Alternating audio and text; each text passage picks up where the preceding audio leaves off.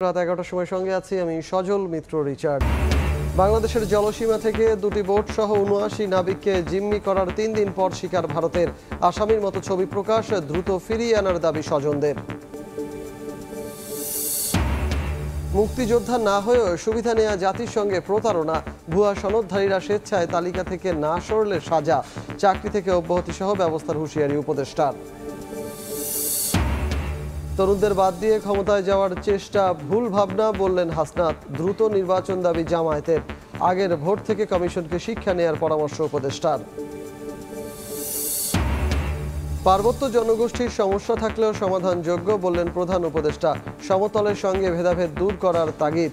তারুণ্যের উৎসবে পাহাড়িদের যোগ দেয়ার আহ্বান।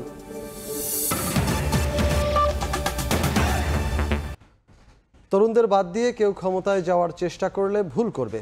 দেশ গড়তে নতুন প্রজন্মকে ঐক্যবদ্ধ থাকার আহ্বান জানিয়েছেন বৈষম্য বিরোধী ছাত্র আন্দোলনের আহ্বায়ক হাসনাত আব্দুল্লাহ। দুপুরে জুলাই অভ্যুত্থানে ঢাকা কলেজের ভূমিকা শীর্ষক আলোচনা সভার আয়োজন করা হয় কলেজ অডিটোরিয়ামে। বৈষম্য বিরোধী ছাত্র আন্দোলন ঢাকা কলেজ শাখার আমন্ত্রণে এতে উপস্থিত ছিল ছাত্র জনতার অভ্যুত্থানে আহত শিক্ষার্থীরা। তাদের দাবি, আহতদের সুচিকিৎসা নিশ্চিত করে প্ল্যাটফর্মটির কার্যক্রমে স্বচ্ছতা বজায় রাখতে হবে। আহত হয়েছি, দেশের জন্য কাজ করেছি, আমরা আপনাদের কাছে টাকা পয়সাও চাই না, কিছুই চাই না, কিন্তু ন্যূনতম একটা চিকিৎসা, একটা ভালো চিকিৎসা যাতে হতে পারে সেই ব্যবস্থাটা করবেন। তরুণ সমাজকে ভোট দিতে দেয়নি, আমাদের গণতন্ত্র হরণ করেছে, যেভাবে দমিয়ে রেখেছিল আমরা কিন্তু লড়াই সংগ্রামের মাধ্যমে দেখিয়ে দিয়েছি যে তরুণ সমাজকে কখনো দমিয়ে রাখা যায় না। যারা কিনা এই কাজগুলো তাদের দায়িত্ব দেওয়া হয়েছিল, তারা সেই কাজটা কেন করতে পারছে না সেই বিষয়ে আমরা সমন্বয় করে তাদের প্রশ্ন রেখে যাচ্ছি। অনুষ্ঠানে তরুণ শক্তিকে বাদ দিয়ে কেউ ক্ষমতায় যাবার পরিকল্পনা করলে তা ভুল হবে বলে মন্তব্য করেন আহ্বায়ক হাসনাত আব্দুল্লাহ। এই তরুণ প্রজন্মকে মাইনাস করে দিয়ে পরবর্তী বাংলাদেশ বিনির্মাণ করবে ক্ষমতার লোভে অন্ধ হয়ে গিয়ে তারা যদি মনে করে থাকে এই তরুণ প্রজন্মকে তারা মাইনাস করে দিয়ে নিজেরাই সংসদের দিকে যাত্রা করবে, তাহলে তারা সেটা ভুল ভাবছে।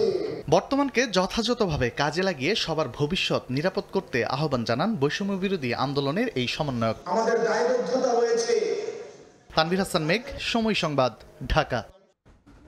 মুক্তিযোদ্ধা না হয়েও রাষ্ট্রীয় সুবিধা নেয়া জাতিসংঘে প্রতারণা, এমন মন্তব্য করে মুক্তিযুদ্ধ বিষয়ক উপদেষ্টা ফারুক ই আজম বলেছেন, ভুয়া সনদধারীরা তালিকা থেকে স্বেচ্ছায় নাম প্রত্যাহার না করলে নেওয়া হবে আইনি ব্যবস্থা।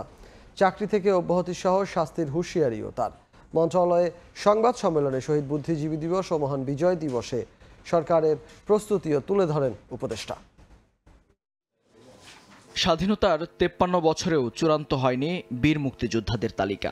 সপ্তম দফায় যাচাই বাছাইয়ের সিদ্ধান্ত নিয়েছে অন্তর্বর্তী সরকার। বিতর্কমুক্ত ও গ্রহণযোগ্য তালিকা করতে কাজও শুরু করেছে মন্ত্রণালয়। এরই মধ্যে পুনর্গঠন করা হয়েছে মুক্তিযোদ্ধা কাউন্সিল ও বাংলাদেশ মুক্তিযুদ্ধ কল্যাণ ট্রাস্টের ট্রাস্ট বোর্ড ও নির্বাহী কমিটি।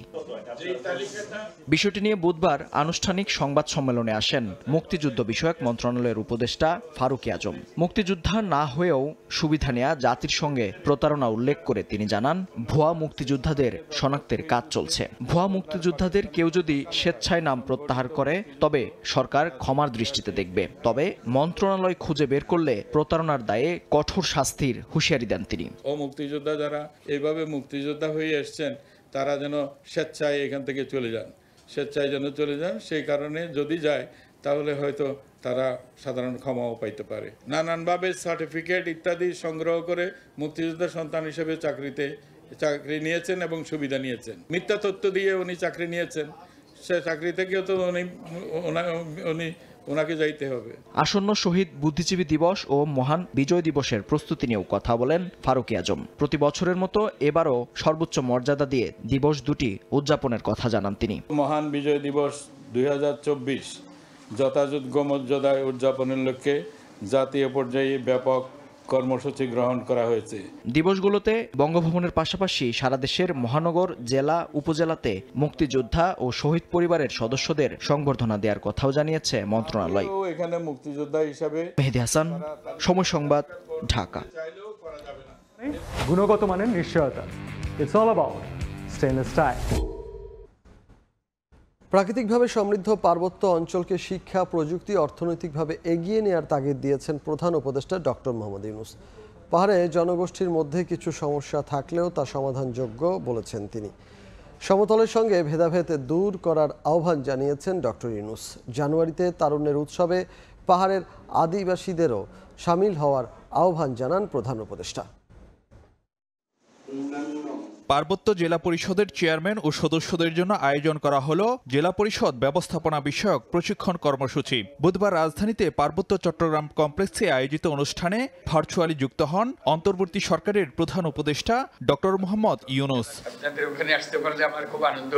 পার্বত্য অঞ্চলে বহুমাত্রিক সম্ভাবনার কথা তুলে ধরে প্রধান উপদেষ্টা বলেন, আর পিছিয়ে থাকা নয়, শিক্ষা, প্রযুক্তি ও অর্থনৈতিকভাবে এগিয়ে নিতে হবে পাহাড়ি জনপদকে। পেছনে থাকা তো প্রশ্নই ওঠে না, বরং সবার উপরে থাকবে। যেরকম আপনাদের মেয়েরা ফুটবল খেলায় প্রথম হয়ে আসলো, এটা বাংলাদেশের সবচেয়ে উন্নত জেলা হতে পারে। এখন হয়েছে উল্টা, এটা সবচেয়ে পেছনে পড়া জেলা।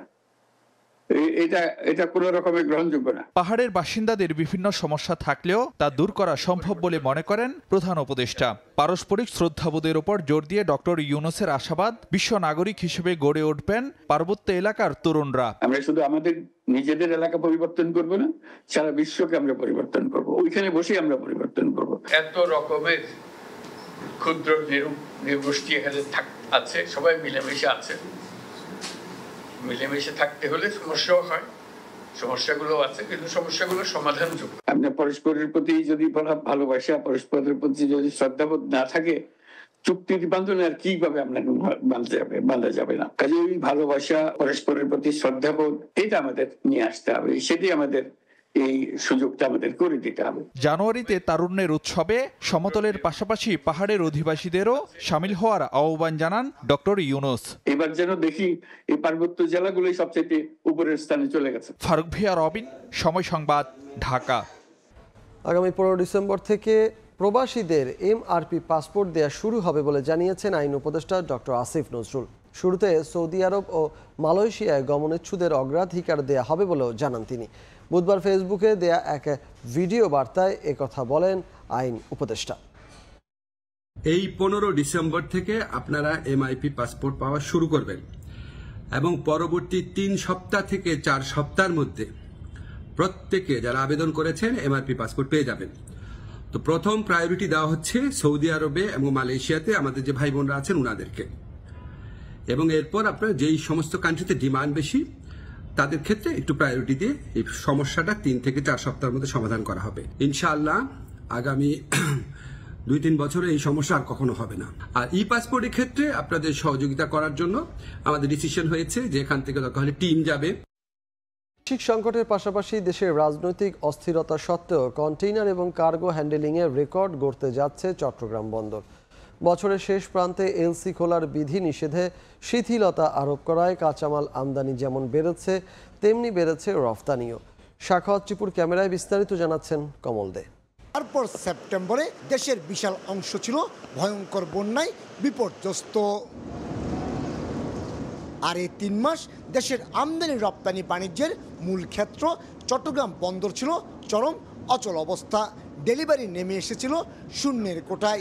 এত সংকটের মাঝও বছর শেষে পুরোপুরি ঘুরে দাঁড়িয়ে কন্টেনার ও কার্গো পণ্য হ্যান্ডেলিংয়ে রেকর্ড গড়ার দোরগোড়ায় চট্টগ্রাম বন্দর।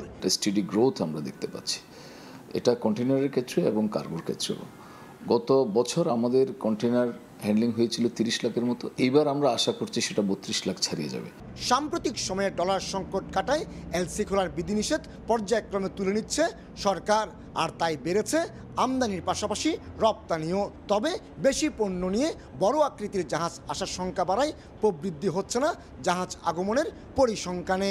জাহাজ কমছে, এটা কারণটা হচ্ছে আগে ছোট জাহাজের জায়গায় এখন বড় জাহাজ আসতেছে, সো এখানে ইকুইপমেন্ট বেশি আসতেছে। আন্তর্জাতিক শিপিং লাইনগুলোর দাবি বৈশ্বিক সংকট এবং মন্দা পরিস্থিতি কাটিয়ে স্বাভাবিক জীবনে ফিরছে ইউরোপ আমেরিকার নাগরিকেরা। গুরুত্বপূর্ণ এসব রুটে বর্তমানে কন্টেনার চলাচল বেড়েছে। আমাদের ইম্পোর্টটা কন্টিনিউয়াসলি আমরা দেখেছি গত জুলাই আগস্টের পর থেকেই একটা প্রোগ্রেসিভ ট্রেন্ডে আছে। একইভাবে এক্সপোর্টটাও আমাদের কিন্তু গ্র্যাজুয়ালি ইনক্রিজ হয়েছে। লয়েড লিস্ট অনুযায়ী বিশ্বের ব্যস্ততম 100টি বন্দরের মধ্যে চট্টগ্রাম বন্দর 67তম অবস্থানে রয়েছে। বছরের শেষ সময়ে এসে আবার ঘুরে দাঁড়াচ্ছে বাংলাদেশের অর্থনীতি। চট্টগ্রাম বন্দরের কন্টেনার এবং কার্গো হ্যান্ডেলিংয়ের যে প্রবৃদ্ধি তাই ইঙ্গিত করছে। চট্টগ্রাম বন্দর থেকে কমল দে, সময় সংবাদ। দেখছেন রাত 11টার সময়। রাজশাহী বিভাগের সব জেলার বছরের পর বছর ধরে বিচারাধীন কয়েক লাখ মামলা। এতে ভোগান্তির শিকার হচ্ছেন বিচার প্রত্যাশীরা। আইনজীবী ও রাষ্ট্রপক্ষের কৌঁসুলিরা বলছেন, আদালত ভবনের ঘাটতি ও বিচারক সংকটে বিচারে দীর্ঘ সময় লাগছে। বিস্তারিত সাইফুর রহমান রকির রিপোর্টে। জমি সংক্রান্ত মামলায় 25 বছরেরও বেশি সময় ধরে রাজশাহীর আদালত চত্বরে নাতিকে নিয়ে ঘুরছেন শত্রুর্ধ সেরেনা বেগম। মামলা চালাতে গিয়ে এখন নিঃস্ব তিনি। আদালতের বারান্দায় প্রতিদিন তার মতো অনেকেরই দেখা মেলে, যারা বছরের পর বছর ঘুরছেন বিচারের আশায়। তবে আদালত ভবন ও বিচারক সংকটের কারণে দীর্ঘ হচ্ছে বিচার প্রক্রিয়া। বগুড়া আদালতে এমন অনেক মামলা আছে যার বাদী বিবাদী কেউই বেঁচে নেই। এরপরও বছরের পর বছর ধরে চলছে মামলা। জেলায় আদালতে মোট ৭৫,০০০ মামলা বিচারাধীন। নাটোরে 22টি আদালতে 20,000-এরও বেশি মামলা বিচারাধীন। আদালতগুলোতে বিচারকের 60টি পদ শূন্য থাকায় বাড়ছে মামলা জট। মামলা নিষ্পত্তির জন্য সবথেকে গুরুত্বপূর্ণ যেটা প্রয়োজন সেটা হচ্ছে বিচারকের সংখ্যা বৃদ্ধি। নওগাঁয় 13টি আদালতের মধ্যে বিচারক নেই 2 জন। বছরের পর বছর ধরে ভোগান্তি পোহাতে হচ্ছে বিচার প্রার্থীদের। একই অবস্থা সিরাজগঞ্জের আদালতেরও। এমন বিপদের মধ্যে আছে, মাসের পর মাস ঘুরতেছি, কোনো সমাধান আমরা পাইতেইছি না। অর্থ খরচ, সময়, তাই আমাদের কেসটা দ্রুত যদি শেষ করে দেয় তাহলে আমাদের একটা উপকার হবে। আমাদের প্রত্যেকেরই সচেতন যদি হই আমরা যার যার জায়গা থেকে, তাহলেই আমার মনে হয় যে দ্রুতই সম্ভব হবে।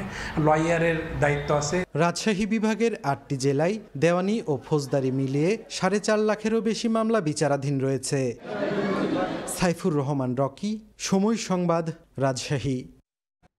স্বৈরাচার পতনের পরও উদ্বেগ অস্থিরতা কমেনি সিরিয়ায়। গত 2 দিনে 480 বার দেশটির কৌশলগত বিভিন্ন সামরিক স্থাপনায় হামলা চালিয়েছে ইসরায়েল। অন্যদিকে নিজ নিজ স্বার্থে বোমা হামলা চালিয়েছে যুক্তরাষ্ট্র ও তুরস্ক।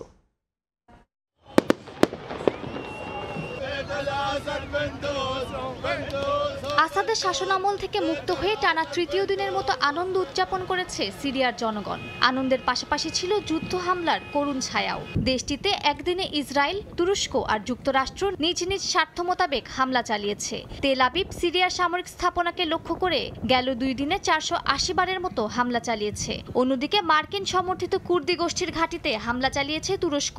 একই সঙ্গে যুক্তরাষ্ট্র আইএসের বিভিন্ন স্থাপনা লক্ষ্য করে বোমা ফেলেছে। টাইমস অফ ইসরায়েলের তথ্যমতে ইসলামিক স্টেট যোদ্ধাদের বিরুদ্ধে সন্ত্রাস বিরোধী অভিযানের অংশ হিসেবে প্রেসিডেন্ট বাশার আল আসাদের পতনের পরও মার্কিন সেনারা সিরিয়ায় থাকবে।